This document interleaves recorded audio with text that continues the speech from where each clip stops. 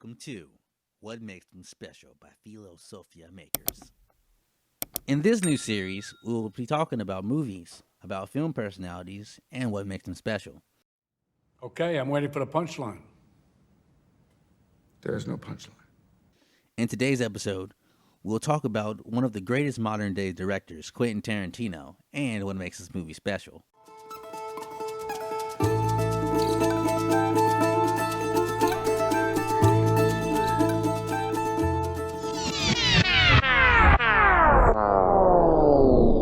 Everybody be cool, this is a robbery! Any of you fucking pricks move! And I'll execute every motherfucking last one of you! Tarantino has many features in his movies that make them so commendable. Be it the non-linear storytelling, It's some serious gourmet shit. or highly dramatic action scenes.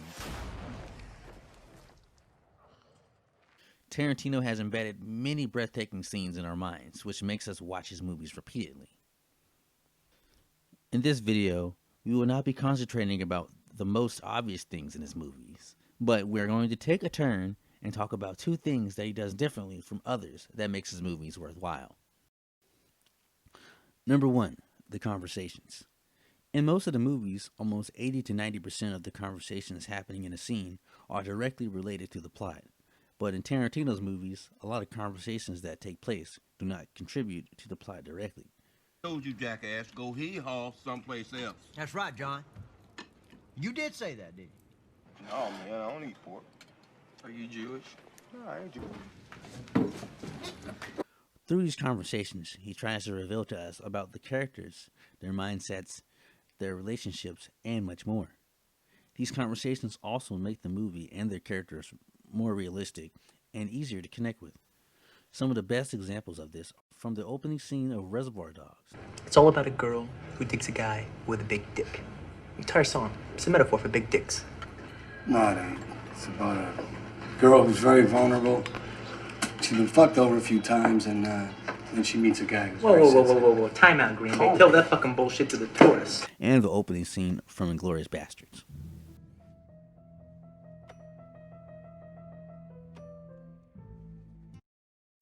The first scene in Reservoir Dogs provides us with all the information that we need about the characters. For instance, Mr. Pink isn't willing to tip.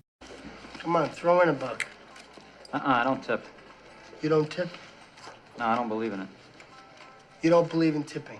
Stating the fact that he's only looking out for himself, which is why he's the only one to survive. Mr. White shows us that he cares for the waitress, showing that he has a heart. I don't have any idea what you're talking about. These people bust their ass. This is a hard job. And later sticks up for Mr. Orange. Mr. Blonde is clearly connected with killing. Hey, I changed my mind. Shoot this piece of shit, will you? And Mr. Orange rats out Mr. Pink, hinting to us that he is the rat. Let's get rambling. Wait a minute. Who didn't throw in? Mr. Pink. Mr. Pink.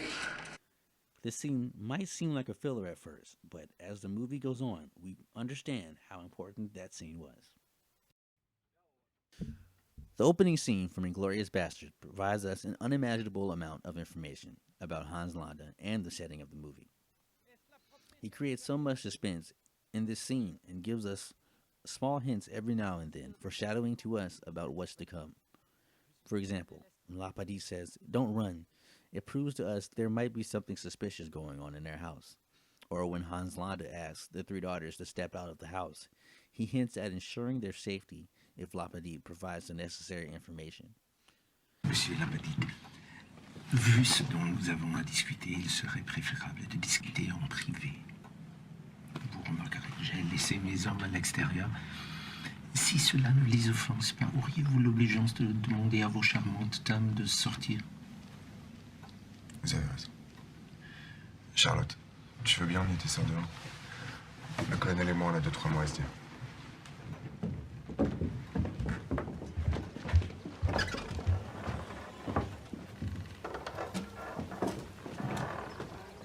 Even at the end of the scene, when he bids goodbye to Shoshana instead of killing her, he proves to us his confidence in catching the Jews.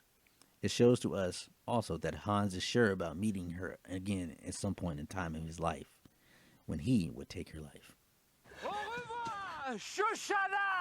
Each and every conversation completes the movie and the characters, which in turn makes us give all of our attention to the movie. Oh, that's a bingo. Is that the way you say it? That's a bingo. You just say bingo. Bingo! How fun! Number 2, the soundtracks. The right soundtrack at the right time will make the audience more attracted and enthusiastic towards the movie, and Tarantino is the man who knows how to select his soundtrack. These soundtracks don't just elevate the scene, but at the same time they also give us an example of characters' emotions, and it explains the situation of the scene or even the movie.